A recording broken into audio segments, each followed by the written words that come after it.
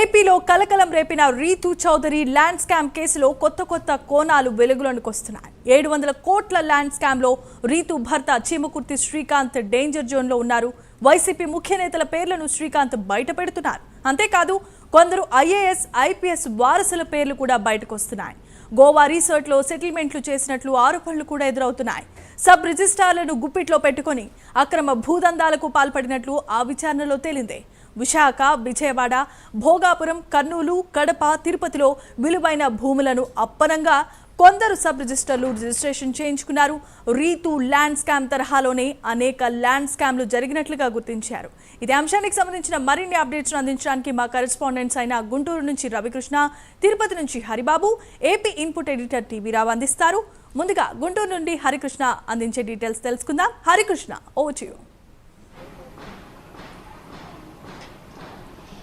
Jemimah, ఏదైతే ఈ రీతూ చౌదరికి సంబంధించి ఈ ల్యాండ్ స్కామ్ కేసు ఉందో, ఈ ల్యాండ్ స్కామ్ కేసు అనేది ఒక అవినీతి అధికారి, అది సబ్ రిజిస్ట్రార్గా చేసినటువంటి అవినీతి అధికారి రిమాండ్ ఖైదీగా ఉన్నటువంటి సమయంలో ఆయన ఒక సీఎంకి రాసినటువంటి, చంద్రబాబు నాయుడుకి రాసినటువంటి లేఖలో ఈ స్కామ్కి సంబంధించిన వ్యవహారం అయితే బయటపడిందని ప్రజెంట్ అయితే తెలుస్తుంది. ప్రధానంగా కూడా ఈ రీతూ చౌదరి ఒక బుల్లితెర నటి. అదేవిధంగా కూడా ఎప్పుడైతే జబర్దస్త్ టీంలో పనిచేయటం బిగించేసిందో అప్పుడు ఫేమ్ వచ్చింది. ఆ తర్వాత బిగ్ బాస్లో కూడా వెళుతుంది అనేటువంటి ఈ ఇష్యూస్ రావడంతో ఒక్కసారిగా కూడా ఆమెకి టాప్ ప్రయారిటీ అనేది వచ్చింది. కాకపోతే మాత్రం ఆమెకు సంబంధించి ఈ కేసుకు సంబంధించిన వ్యవహారంలో ధర్మసింగ్, ఎవరైతే సబ్ రిజిస్ట్రార్ ఇబ్రహీంపట్నంలో పనిచేసిన సబ్ రిజిస్ట్రార్ ఉన్నాడో, ఆయన సీఎంకి రాసినటువంటి లెటర్లో తాను చేసినటువంటి ఎవరెవరికి ఏ విధంగా రిజిస్ట్రేషన్ చేశాను అనే దాని గురించి ఆయన వివరించడం జరిగింది. ప్రధానంగా కూడా అప్పుడున్నటువంటి వైసీపీకి సంబంధించినటువంటి ప్రధాన నాయకులు కొంతమంది ఒత్తిడి చేయడంతో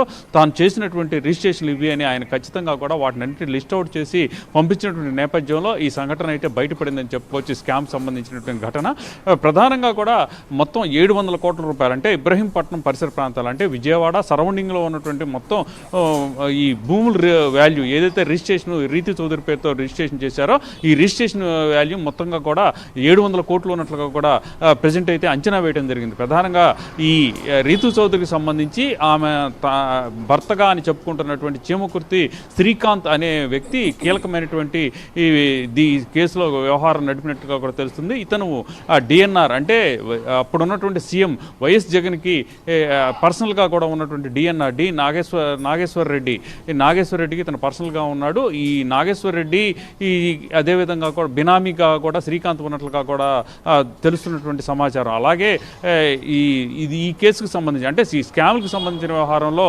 జగన్మోహన్ రెడ్డి భార్య అయినటువంటి భారతిరెడ్డి కూడా ఇన్వాల్వ్ అయినట్టుగా కూడా ఆరోపణలు అయితే వస్తున్నటువంటి నేపథ్యం. అలాగే దీనికి సంబంధించి ముఖ్యంగా కూడా ఇక ఈ జగన్మోహన్ రెడ్డికి సంబంధించినటువంటి సోదరు సునీల్ రెడ్డి కూడా దీంట్లో ఉన్నట్లుగా కూడా తెలుస్తుంది. ప్రధానంగా కూడా వీళ్ళు ఇక్కడ ఉన్నటువంటి భూములు ఏవైతే ఉన్నాయో ఆ భూములకు సంబంధించిన వ్యవహారంలో భూమికి సంబంధించినటువంటి వ్యక్తులు ఎవరైతే ఉన్నారో వాళ్ళ దగ్గరికి పోయి భూమిని తమ పేరున రిజిస్ట్రేషన్ చేయించుకునేటువంటి క్రమంలో కూడా చాలా అక్రమాలకు పాల్పడినట్లుగా కూడా తెలుస్తుంది. ప్రధానంగా గోవా కేంద్రంగా కూడా ఈ భూ స్కామ్ జరిగినట్లుగా కూడా తెలుస్తుంది. గోవాకు ఎవరైనా సరే వాళ్ళు అడిగినటువంటి భూములకు సంబంధించినటువంటి యజమానులు ఎవరైతే ఉన్నారో వాళ్ళు రిజిస్ట్రేషన్ చేయనటువంటి పక్షంలో, అంటే వీళ్ళు ఇచ్చినటువంటి ఈ కొద్దిపాటి డబ్బుతోనే వాళ్ళు సరిపెట్టుకోవాల్సిన పరిస్థితి ఉంటుంది. లేని పక్షంలో మాత్రం వాళ్ళు బెదిరింపులు కూడా పాల్పడినట్టు తెలుస్తుంది. దీనికి సంబంధించి ఒక భూ యజమాని ఆ భూమిని వీళ్ళకి రిజిస్ట్రేషన్ చేయనటువంటి క్రమంలో ఆయన కుమారుడిని గోవా తీసుకెళ్ళి అక్కడ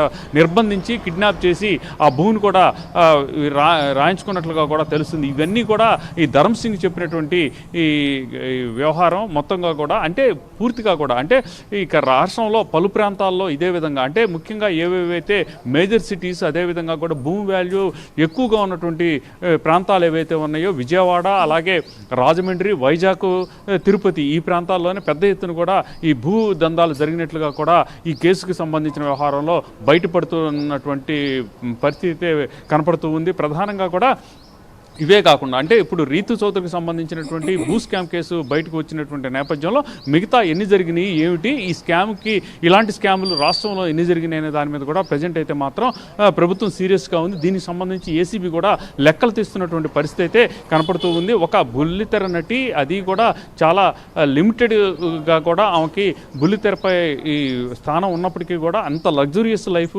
అనుభవిస్తున్నటువంటి పరిస్థితుల్లో అసలు ఈమెకి దీనికి సంబంధించి ఒక మిస్టరీగా మారినటువంటి పరిస్థితి. అయితే దీనికి సంబంధించి శ్రీకాంత్ అనే వ్యక్తి, అంటే ఎవరైతే చెమకుర్తి శ్రీకాంత్ ఉన్నాడో ఈ శ్రీకాంత్ కీలకంగా వ్యవహరించాడు. చెమకుర్తి శ్రీకాంత్ ఈవెన్ని మ్యారేజ్ చేసుకున్నట్లుగా కూడా చెప్తున్నాడు, తమ భారీగా కూడా పేర్కొన్నాడు. రిజిస్ట్రేషన్కి సంబంధించిన వ్యవహారంలో మాత్రం ఆయన ఇబ్రహీంపట్నానికి సంబంధించి ఒక 10 ఎకరాల ల్యాండ్కి సంబంధించి రిజిస్ట్రేషన్ చేయించినటువంటి క్రమంలో తన భార్యకి అయినటువంటి రీతు చౌదరికి ఈ రిజిస్ట్రేషన్ చేపిస్తున్నాను అని దాంట్లో ఆయనైతే చెప్పిన పరిస్థితి అయితే ఉంది. దానికి సంబంధించి పూర్తిగా కూడా డాక్యుమెంట్స్ కూడా ఉన్నటువంటి ఈ నేపథ్యం ప్రజెంట్ ఇక్కడికి సంబంధించి పూర్తిగా కూడా ఇప్పుడైతే ఎంక్వైరీ అయితే నడుస్తూ ఉంది. ఈ రీతు చౌదరికి సంబంధించిన వ్యవహారంలో రీతు చౌదరి మాత్రం తనకేమి తెలియదు, తాను కేవలం తన భర్త అయినటువంటి ఎవరైతే ఈ శ్రీకాంత్ ఉన్నారో ఈ చెమకుర్తి శ్రీకాంత్ ఆదేశాల మేరకు తాను రిజిస్ట్రేషన్ ఆఫీస్కి వచ్చేసి సంతకాలు పెట్టాను, ఆ భూములు కానీ ఆ భూములకు సంబంధించిన వ్యవహారం కానీ యజమానులు కానీ తనకు తెలియదు అని